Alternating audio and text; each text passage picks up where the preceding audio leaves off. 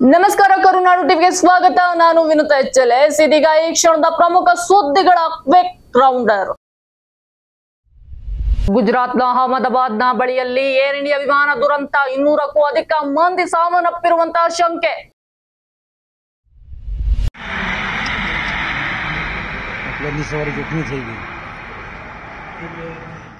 ಗುಜರಾತ್ನ ಅಹಮದಾಬಾದ್ ಏರ್ಪೋರ್ಟ್ ಬಳಿ air India ವಿಮಾನ ಪತನವಾಗಿದೆ. ವಿಮಾನದಲ್ಲಿ ಸಿಬ್ಬಂದಿ ಸೇರಿದಂತೆ 242 ಮಂದಿ ಪ್ರಯಾಣಿಸುತ್ತಿದ್ರು ಅನ್ನುವಂಥ ಮಾಹಿತಿ ಲಭ್ಯವಾಗಿದೆ. ಟೇಕಪ್ ಆದ 5 ನಿಮಿಷದಲ್ಲಿ ವಿಮಾನ ಪತನವಾಗಿದ್ದು, ಇನ್ನು ವಿಮಾನವನ್ನ ಸುಮಿತ್ ಸಬರ್ವಾಲ್ ಎನ್ನುವಂತವರು ಚಲಾಯಿಸ್ತಾ ಇದ್ರು. ವಿಮಾನ ನೆಲಕ್ಕೆ ಅಪ್ಪಳಿಸುತ್ತಿದ್ದಂತೆಯೇ ಬೆಂಕಿ ಜ್ವಾಲೆ ಎಲ್ಲೆಡೆ ಆವರಿಸಿ ಇಡೀ ವಿಮಾನ ಸುಟ್ಟು ಕರಕಲಾಗಿದೆ. ಅಹಮದಾಬಾದ್ನಿಂದ ವಿಮಾನ ಲಂಡನ್ಗೆ ತೆರಳುತ್ತಿತ್ತು ಎನ್ನುವಂತ ಮಾಹಿತಿ ಲಭ್ಯವಾಗಿದ್ದು, ಮಧ್ಯಾಹ್ನ 1:10ಕ್ಕೆ ವಿಮಾನ ಟೇಕಪ್ ಆಗಬೇಕಾಗಿತ್ತು. ತದನಂತರದಲ್ಲಿ ತಾಂತ್ರಿಕ ದೋಷದಿಂದ ತಡವಾಗಿ ಟೇಕಪ್ ಆಗಿದ್ದು, ಟೇಕಪ್ ಆದ 33 ನಿಮಿಷಕ್ಕೆ ವಿಮಾನ ಸಂಪೂರ್ಣವಾಗಿ ಪತನವಾಗಿದೆ. ಇನ್ನು ಘಟನೆಯನ್ನ ಕುರಿತು ಸಂಪೂರ್ಣವಾಗಿ ಮಾಹಿತಿ ನೀಡುವಂತೆ ಅಮಿತ್ ಶಾ ಗುಜರಾತ್ನ ಸಿಎಂಗೆ ಕರೆ ಮಾಡಿ ಮಾತನಾಡಿದ್ದಾರೆ. ಈ ಘಟನೆಯ ಹಿನ್ನೆಲೆಯಲ್ಲಿ ಅಹಮದಾಬಾದ್ ಏರ್ಪೋರ್ಟ್ ಅನ್ನ ಕಂಪ್ಲೀಟ್ ಆಗಿ ಬಂದ್ ಮಾಡಲಾಗಿದ್ದು, ಸಂಜೆ 5ರವರೆಗೂ ಕೂಡ ಕಂಪ್ಲೀಟ್ ಬಂದ್ ಆಗಲಿದೆ. ಅಹಮದಾಬಾದ್ನಲ್ಲಿ ಟೇಕಪ್ ಮತ್ತು ಲ್ಯಾಂಡಿಂಗ್ ಅನ್ನ ಸಂಪೂರ್ಣವಾಗಿ ಇದೀಗ ಬಂದ್ ಮಾಡುವಂತೆ ಆದೇಶವನ್ನ ಮಾಡಲಾಗಿದೆ.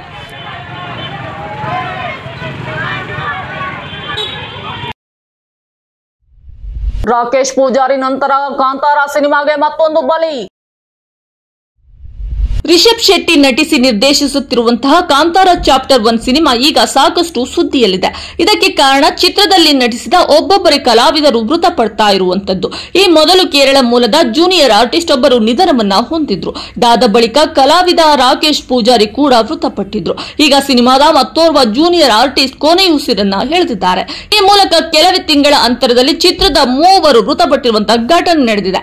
ವಿಜು ವಿಕೆ ಎಂಬುವವರು ಮೃತ ದುರ್ದೈವಿಯಾಗಿದ್ದು, ಇವರು ಕೇರಳದ ತ್ರಿಶೂಲ್ ನವರಾಗಿದ್ದಾರೆ. ಆಂಧ್ರ ಸಿಎಂಗೆ ಪತ್ರ, ರೈತರ ಪರವಾಗಿ ಅಖಾಡಕ್ಕಿಳಿದ ಸಿಎಂ ಸಿದ್ದರಾಮಯ್ಯ. ಭಾರತದ ಬೆನ್ನೆಲುಬುಗಳಾದ ರೈತರುಗಳು ಬೆಳೆದಂತಹ ಉತ್ಪನ್ನಗಳ ಸಾಗಾಣಿಕೆಗೆ ಈಗ ತೊಡಕು ಕಂಡು ಬಂದಿದ್ದು, ಗಡಿ ಪ್ರದೇಶದ ರೈತರಿಗೆ ಭಾರಿ ತೊಂದರೆಯಾಗಿದೆ.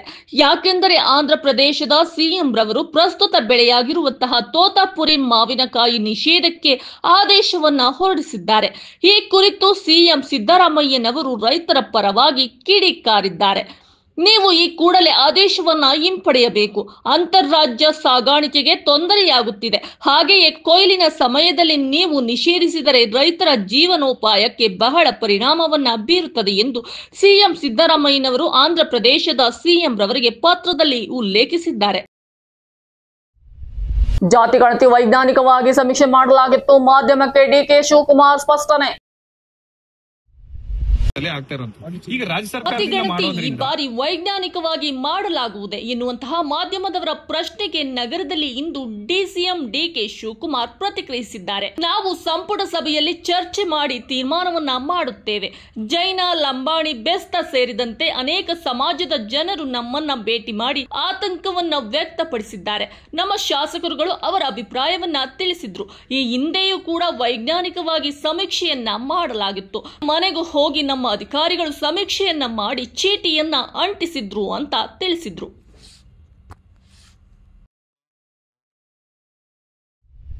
ರಾಜ್ಯದಲ್ಲಿ ಮುಂದಿನ 4 ದಿನಗಳ ಕಾಲ ಆರ್ಭಟಿಸಲಿರುವ ಮುಂಗಾರು ಮಳೆ, ಹವಾಮಾನ ಇಲಾಖೆಯಿಂದ ರಾಜ್ಯದ ಜನತೆಗೆ ಸೂಚನೆ. ಕರ್ನಾಟಕ ರಾಜ್ಯದ ಹವಾಮಾನ ಮುನ್ಸೂಚನೆ. ನಾನು CS ಪಾಟೀಲ್, ವಿಜ್ಞಾನಿ, ಹವಾಮಾನ ಇಲಾಖೆ, ಬೆಂಗಳೂರು. ನಾನು ಮುಂದಿನ 7 ದಿನಗಳವರೆಗೆ ಕರ್ನಾಟಕ ರಾಜ್ಯದ ಹವಾಮಾನವನ್ನು ಮುನ್ಸೂಚನೆಯನ್ನು ಸಂಕ್ಷಿಪ್ತವಾಗಿ ವಿವರಿಸುತ್ತೇನೆ. ಇಂದು ಕರ್ನಾಟಕ ರಾಜ್ಯಾದ್ಯಂತ ಕೆಲವು ಕಡೆ ಸಾಧಾರಣವಾಗಿ ಮಳೆಯಾಗಿದೆ. ಈಗಿರುವ ಹವಾಮಾನದ ಸಿನಾಪ್ಟಿಕ್ ಸ್ಥಿತಿ ಏನೆಂದರೆ, ಸರ್ಕ್ಯುಲೇಷನ್ನು ಆಂಧ್ರ ಪ್ರದೇಶದ ಕರಾವಳಿ ಹತ್ತಿರ ಇದ್ದು ಅದು 5.8 ಕಿಲೋಮೀಟರ್ ಎತ್ತರದವರೆಗೆ ಇದೆ.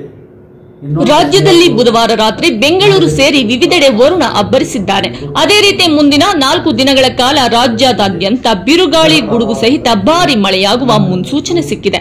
ಹೀಗಾಗಿ ಜೂನ್ 12ರಿಂದ 15ರವರೆಗೆ ರಾಜ್ಯದ ಕರಾವಳಿ, ಉತ್ತರ ಒಳನಾಡು ಹಾಗೂ ದಕ್ಷಿಣ ಒಳನಾಡು ಜಿಲ್ಲೆಗಳಲ್ಲಿ ಭಾರತ ಹವಾಮಾನ ಇಲಾಖೆಯು ಆರೆಂಜ್ ಅಲರ್ಟ್ ಘೋಷಿಸಿದೆ ಎಂದು ಬುಧವಾರ ನಗರದಲ್ಲಿ ಹವಾಮಾನ ಇಲಾಖೆಯ ತಜ್ಞ ಸಿಎಸ್ ಪಾಟೀಲ್ ತಿಳಿಸಿದರು. ಈ ಜಿಲ್ಲೆಗಳಲ್ಲಿ ಮುಂದಿನ 4 ದಿನಗಳವರೆಗೆ ಭಾರೀ ಆಗುವ ಅತಿ ಭಾರೀ ಮಳೆಯಾಗುವ ಸಾಧ್ಯತೆ ಇದ್ದು ಆರೆಂಜ್ ಅಲರ್ಟ್ ಅನ್ನು ಕೊಡಲಾಗಿದೆ.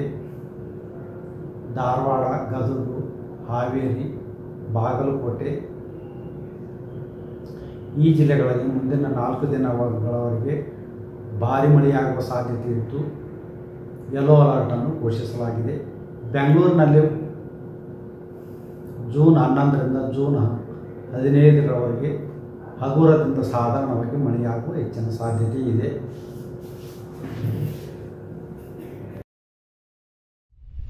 ರಾಜ್ಯದ ಆಸ್ಪತ್ರೆಗಳಲ್ಲಿ ಕೋವಿಡ್ ಚಿಕಿತ್ಸೆಗೆ ಅಗತ್ಯ ವ್ಯವಸ್ಥೆ ಕೈಗೊಳ್ಳುವಂತೆ ಆರೋಗ್ಯ ಸಚಿವರಿಗೆ ಸಿಎಂ ಸೂಚನೆ.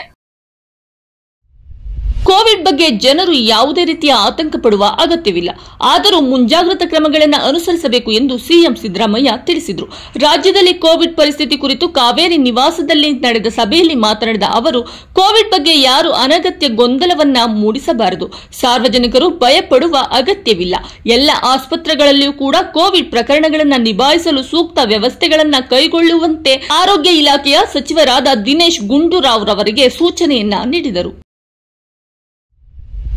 ಇದಾಗಿತ್ತು ಈ ಕ್ಷಣದ ಪ್ರಮುಖ ಸುದ್ದಿಗಳು. ಇಂತಹ ಮತ್ತೊಂದಷ್ಟು ಸುದ್ದಿ ಸಮಾಚಾರದೊಂದಿಗೆ ನಾನು ನಿಮ್ಮ ಮುಂದೆ ಬರ್ತೀನಿ. ನಮಸ್ಕಾರ.